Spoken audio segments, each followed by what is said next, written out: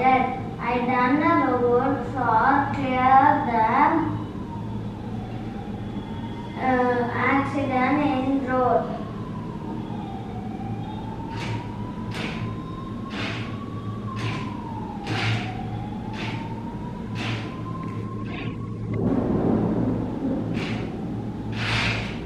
Components I used 4 motors, Bluetooth controller, power supply board, 3 LEDs, 1 battery,